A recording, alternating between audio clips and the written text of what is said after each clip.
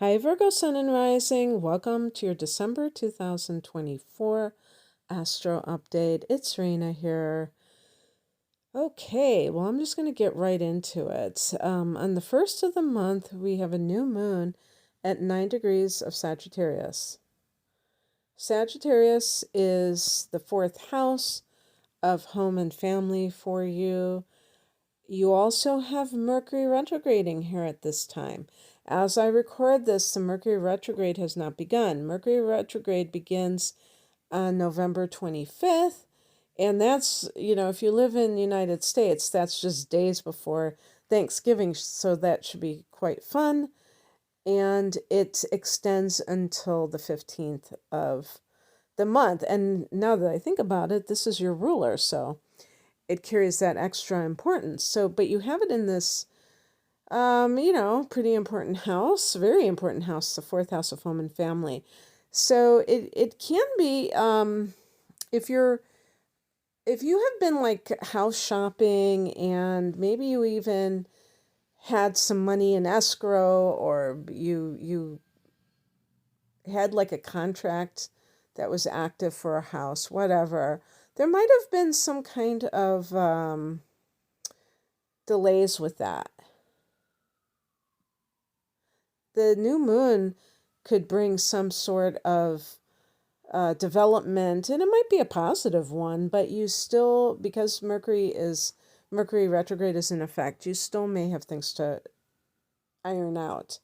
And it may be that it isn't until after mid-month when you can proceed with something that you're trying to do. Also, the fourth house can be your mother. Some people say the father. And Mercury retrograde can be some sort of misunderstanding with one of these parents.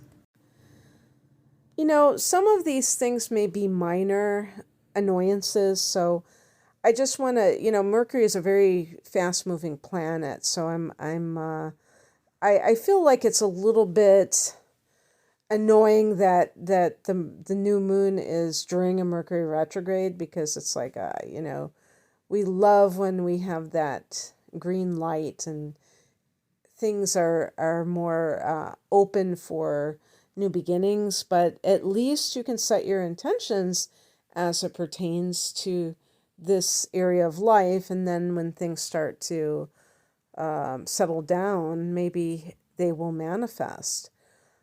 On the 6th, Mars goes retrograde.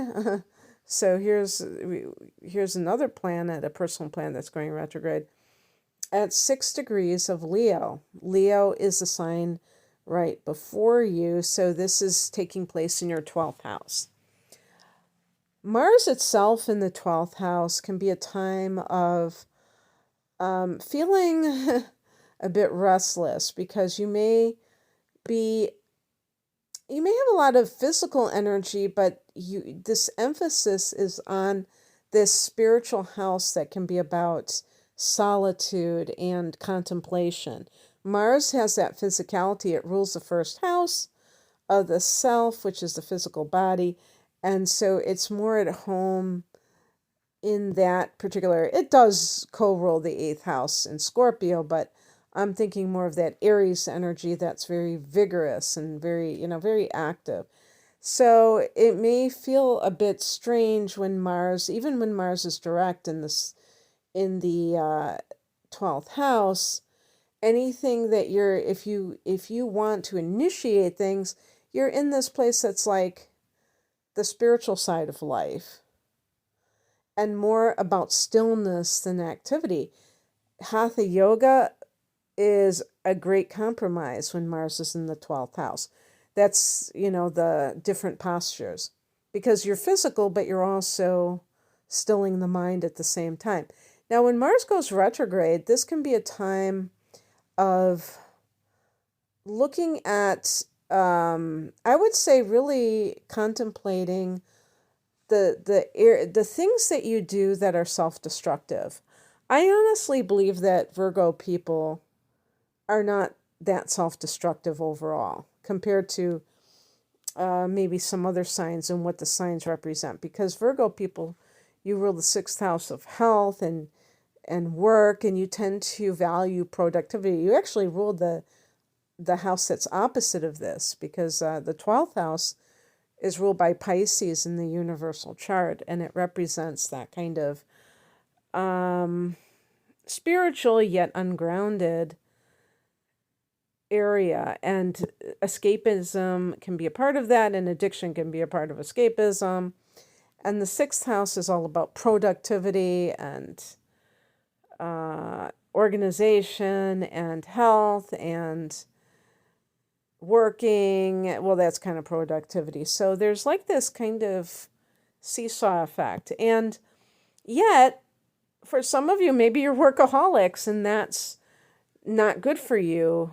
Or you are too exacting when it comes to your diet. You're just very, like, you're a perfectionist, and that you don't like that aspect of yourself because you feel like it steals your joy.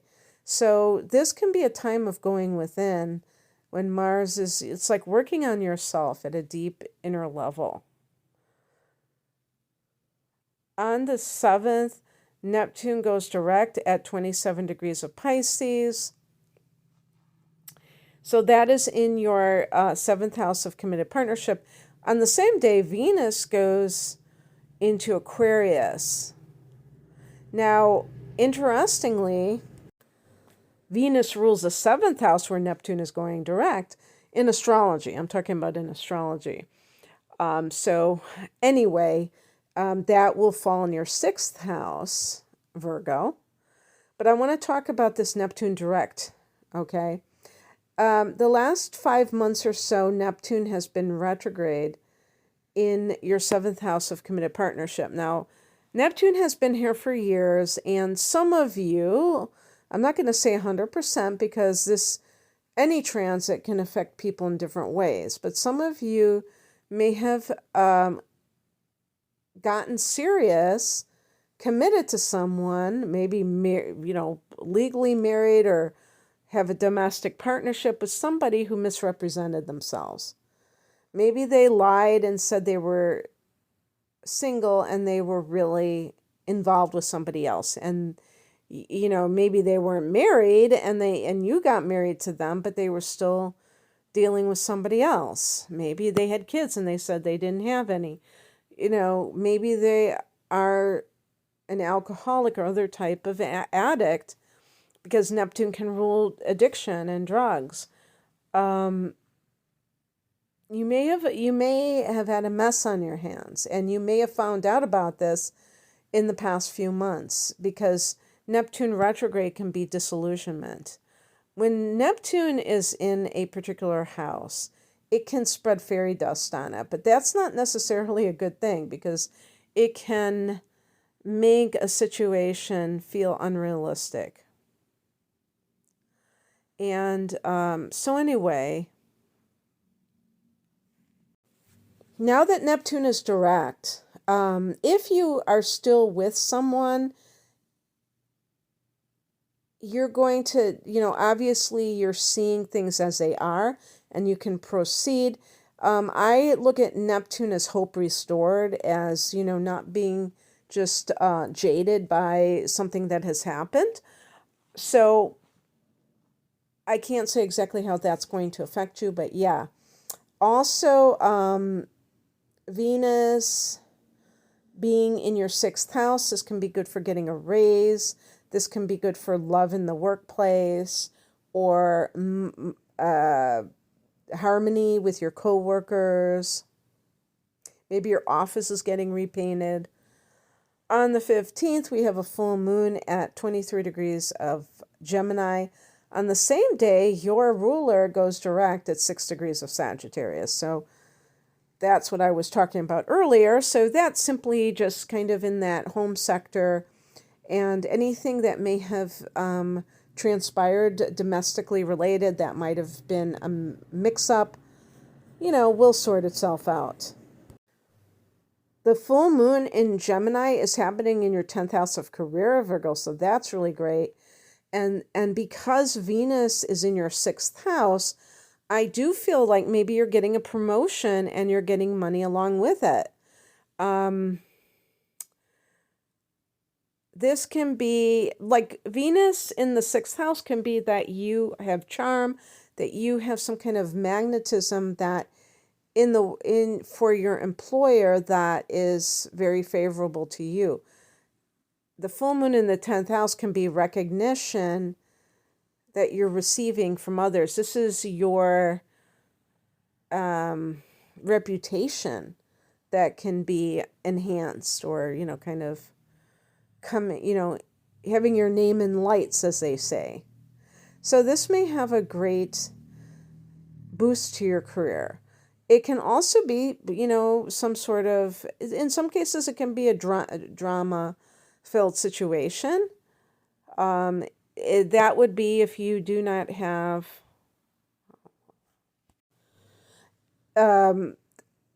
career stability already, or something, has already been going awry. Then this is just kind of the icing on, I was going to say the cherry on top of a pile of shit.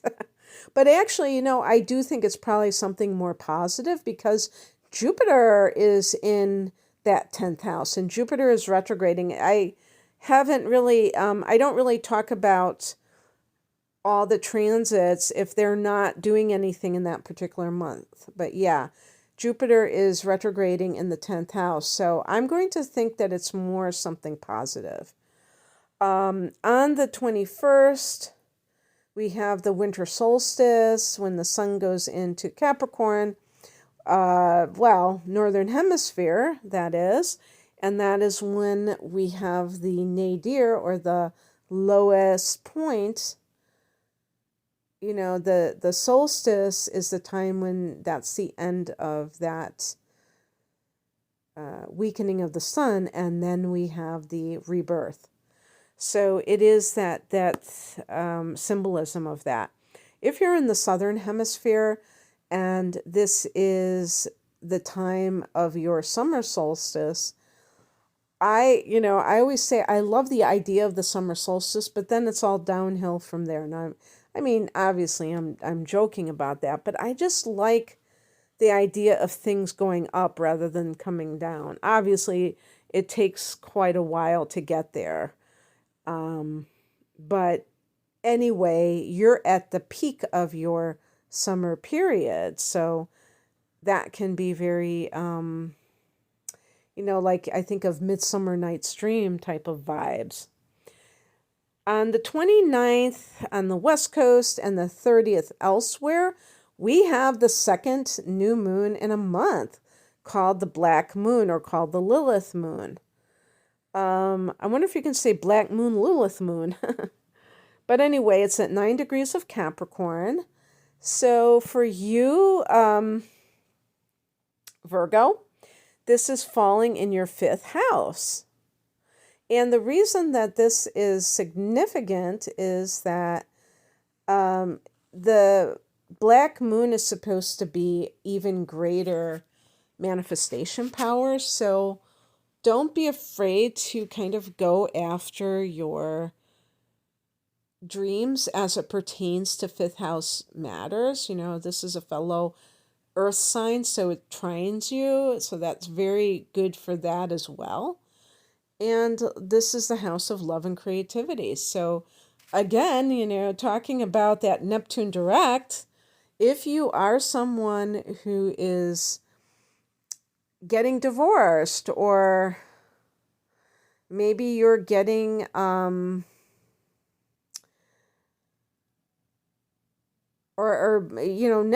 in the 7th house doesn't mean somebody is in a relationship. So maybe you have been, Neptune in the 7th house, I think about soulmate.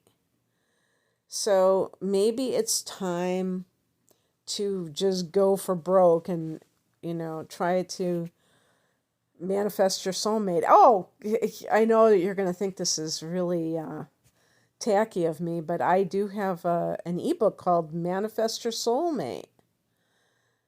A Guide to High Vibe Love. It's an ebook.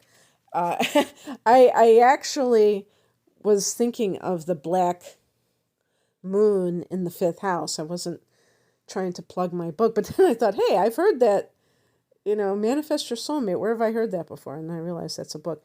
But yeah, this is a time where you may feel this sense of being very creative, and because the new moon in the fifth house, maybe you come up with new ideas for some kind of artistic project, or this could be the business that you own, or that you want to own. So that could be something that you can set intentions for, and maybe they will have more power because it is a black moon. So new love coming into your life. Maybe this is something that has been a thing because of the holidays. Venus, yeah, that's an important point to make, is that Venus was in this fifth house until the 7th of December. So, you may have already had some kind of romantic connection with someone. So anyway, that's what I have for you, Virgo. I hope that you have a great month. If you would like a private reading, the link is below. Take care. Bye.